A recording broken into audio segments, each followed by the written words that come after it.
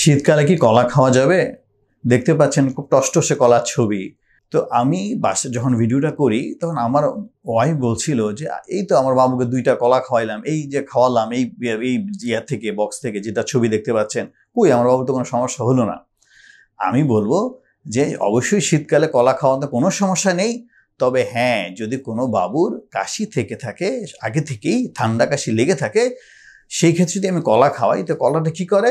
কলাটা mucus production, কফটা তৈরি বেশি বাড়িয়ে দেয় এবং দেখা যায় যে অনেক সময় গলায় অবস্ট্রাকশন আটকে যেতে পারে কফের। এইজন্য আমার পরামর্শ থাকবে যে কলা খাওয়া ঠান্ডা লাগবে না, কিন্তু ঠান্ডা লেগে গেলে অবশ্যই কলাটা পরিহার করুন। আমি যদি আমাদের অবজারভেশন বা বিভিন্ন স্টাডি দেখাতে চাই, সেক্ষেত্রে আপনারা দেখতে পাচ্ছেন যে ব্যানানা নিয়ে ২-৩টা লাইনে বলতে চাই যে সবাই কোশ্চেন থাকে, one of the biggest question is, can you eat banana during cough and cold?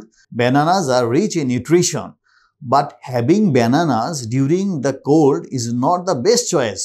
Banana can clog the chest because it increases mucus production, blocking the way for airway.